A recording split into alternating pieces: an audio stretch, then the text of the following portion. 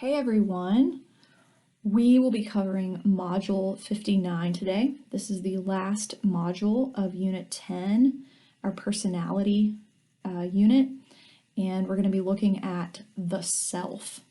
I just want to remind you to take notes as we're going through the slideshow. You don't have to write down every single thing that I say or every single thing that shows up on the screen, but do try to take thorough notes. And of course, you can pause at any time if you need me to slow down. All right, so Module 15. So first, just to define the term self, this is the center of our personality. And so this is the part of our being that thinks and acts. So the self organizes our thoughts, our feelings, and our actions, and this is also the center of what we've been talking about in this unit, personality. And it's kind of interesting to think about this, but all of us tend to have possible selves. So like if you've ever thought about what your life would be like when you're married, or what you'll be like as a parent, or this could even be a negative thing as well. You could look at what might be a negative self. So like your unpopular self, or the version of you that fails out of college or something like that. Most of us have that sense of reality so that we have successful versions of ourselves, but also we think about the negative possibilities as well. So, the spotlight effect. This is the fact that we think people notice us more than they actually do. And there's this interesting study that was done at Cornell University where students put on a Barry Manilow shirt before entering their classroom, and he's a soft rock musician who people typically make fun of, and he's the butt of a lot of jokes. But the people were asked to wear a t-shirt with his face on it and then walk into their class. And then after they came out, they were asked how many or what percentage of your classmates do you think noticed your shirt? And they said that about half of their peers, they thought that about half of their peers noticed their shirt because they felt self-conscious in it, when in reality it was only 23% of the people in the class who actually noticed the shirt. So the point is that we actually stand out less than we think we do. Yeah, so the Barry Manilow shirt experiment. This is our classic spotlight effect study. All right, self-esteem. This is how we feel about ourselves. And so this is our sense of having a high self-worth or a low self-worth. And typically people who have a high self-esteem experience less anxiety, insomnia, less loneliness. Really, they're just plain happier. These people also experience less pressure to conform. And it's not always, popular people who have a high self-esteem. There are some people who are targeted by their peers and made fun of, but if they have high self-esteem, they kind of do their thing and they don't really worry about conforming to what everyone else thinks about them. They are generally happier. And so the opposite would be true with people who have low self-esteem. They would have more anxiety, insomnia. They would experience more loneliness. They would feel pressure to conform, and they would be less happy. Interestingly, there have been studies done on people who have low self-esteem and what they are like when they have low self-esteem. And so studies show that people are more likely to lash out at other people. They are more likely to express racial bias, and they are more likely to be outspoken about their judgments and to attack others if they have a low self-esteem. These people also tend to be oversensitive and people who have a low self-esteem also spend a whole lot of time on social media.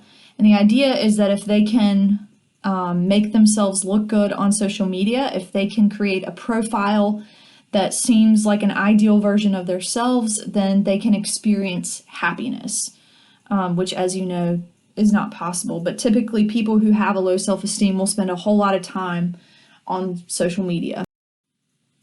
All right, self-efficacy is different than self-esteem. Self-esteem is how we feel about ourselves if we have a high or low self-worth. But self-efficacy is our sense of being competent. Do you feel like you have a grasp on what is going on in your life? Okay, so the costs of self-esteem. One pitfall of self-esteem can be if we have excessive optimism.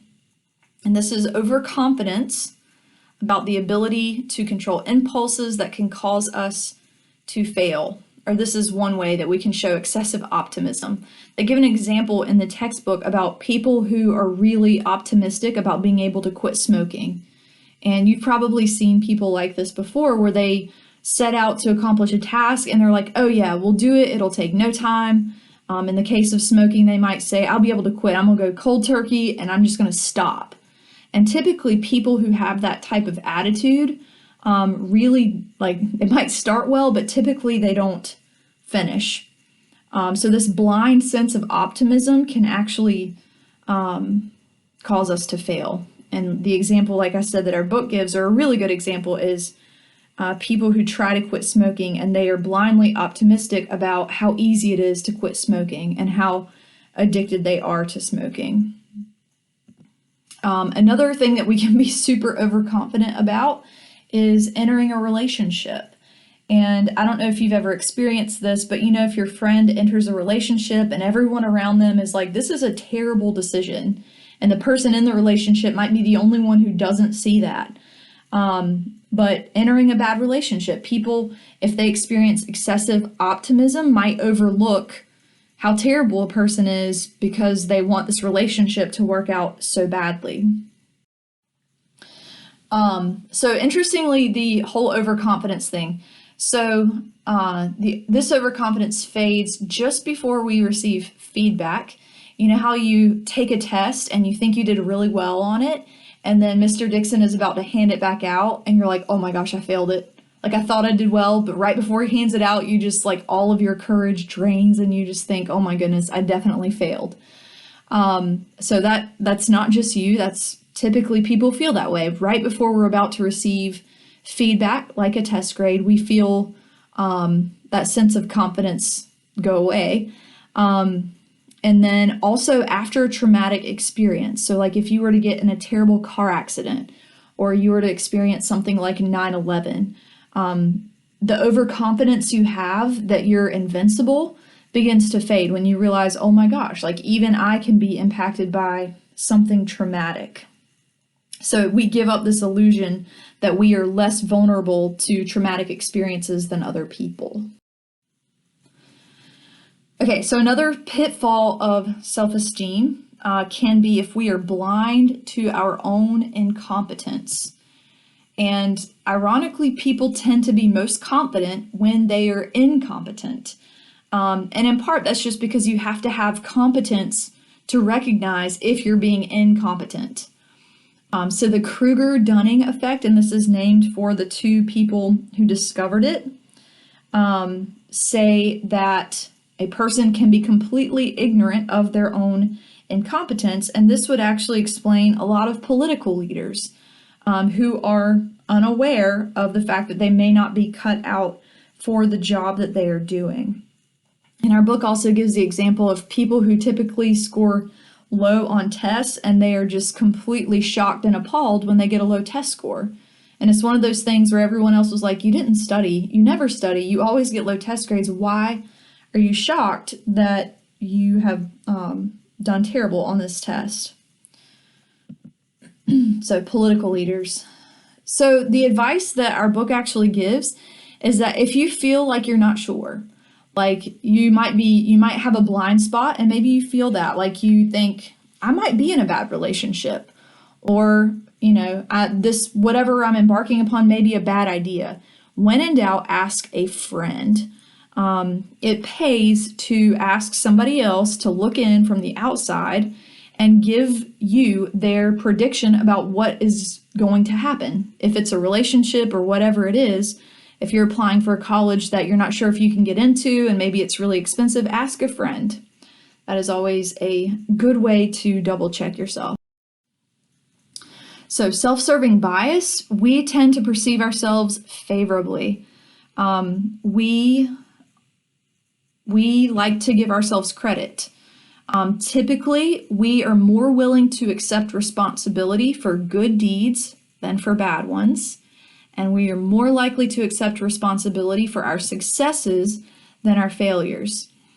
So like you've heard people who have finished a sports game, like let's say a baseball team wins a game and somebody had hit a home run. If you ask them about their home run, they'll be like, yeah, I just caught the ball just right. I kept my eye on the ball the whole time. I swung really hard, whatever it is. You don't likely hear them say, I hit that home run because I was well coached. People typically will take responsibility for something that they succeeded in. However, if they lost the game, they're more likely to blame the coach or blame a teammate or something like that. They don't necessarily target themselves for criticism because we have this self-serving bias. Most people see themselves as better than average. There's a lot of studies to back this up. In U.S. surveys of business managers, 90% of them said that they were more ethical than their average counterpart. 90% said that they were more ethical than everyone else. And then 90% of college professors rated their performance as superior to their peers. 90%, that's a lot of people saying that they are superior. In Australia, people were asked to rate their job performance, and 86% of the people rated themselves above average, and only 1% rated themselves below average. And so people typically think of themselves as better than they are. And so we have this, tendency to overestimate ourselves and just keep this positive self-view that we have. So if people who have large egos are threatened, then they can become violent. And there was a study for this by researchers Brad Bushman and Roy Baumeister. And so they had undergraduate college students write an essay, and someone either gave them positive praise, like, hey, that was a great essay, I loved what you wrote, or they criticized them with something like, this is one of the worst essays I have ever read. And so the essay writers were then allowed to lash out at the person who rated them by blasting them with a loud sound. And the people who were criticized and who had an inflated self-esteem after they were criticized showed exceptional aggression.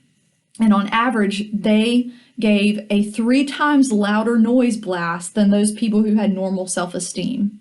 And there have actually been 80 follow-up studies on this that have replicated the same effect, that people with large egos who take a hit to the self-esteem can actually become violent. Narcissism. This is excessive self-love, and typically people who are narcissistic tend to be materialistic. They want to be famous. They have inflated expectations, and they are more likely to gamble and to cheat, interestingly. So people who were born in the 80s and 90s are sometimes called Generation Me, and I actually fall into that category. But they say that these people who were born in the 80s and 90s are more narcissistic, and it's likely the reason for that is that their parents told them that they were superior. So it's like, you can do anything you want, you're better than everyone, you just go be you because you were awesome. And so as a result, it has created a narcissistic generation of people. These people also tend to exhibit sexually forceful behavior, not typically, but the average is higher for people who are narcissistic. These people also are very active, like I said before, on social media. They want to be affirmed all the time, and if you criticize them, they become angry. So there are some researchers who identify 2 types of self-esteem. Defensive self-esteem focuses on sustaining the self. And so if you have defensive self-esteem and you experience criticism or failure, that is threatening to yourself. And it's harder to recover from a failure or being criticized because your sense of self is based on others, how others may value you. On the other hand, secure self-esteem is less fragile because it is not contingent or reliant on external circumstances. So this allows people to focus beyond themselves. If people who have secure self-esteem experience failure or hardship or criticism, they are usually able to focus beyond that and regain their pride as they continue to work through whatever hardship or criticism or whatever they are facing. So we've talked about this before, but in the world, there are individualist cultures and collective cultures. Our culture here in the United States is very much individualistic. It focuses on the self, not the community. And so when we think of identity and people, we think of in terms of personal traits. Interestingly, in individualist countries, mothers and fathers prefer to name their babies something unique. And that is why we have the plethora of names that we have here in the United States. In terms of love and marriage and individualist cultures, love is a feeling, and you are married for as long as you are in love.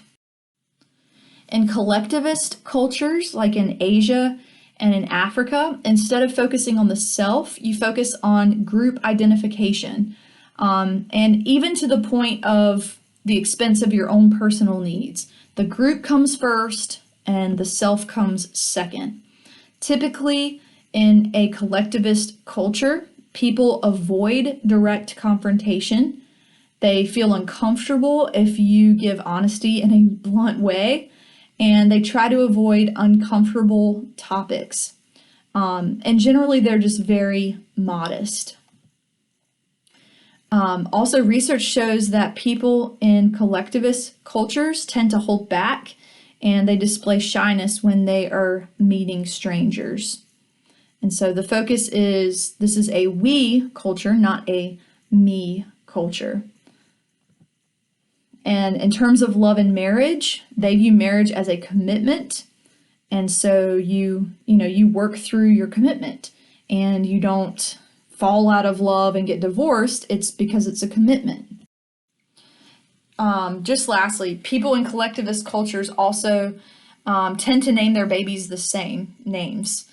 For instance, in Japan, half of the baby names are among the country's 10 most common names. And so that might make it difficult if you have a bunch of friends who all have the same name, but that is one interesting difference between individualist cultures and collectivist cultures. All right, I have talked enough. Don't forget to send me a picture of your notes to justin.hall@fcspatriots.com. All right, peace out.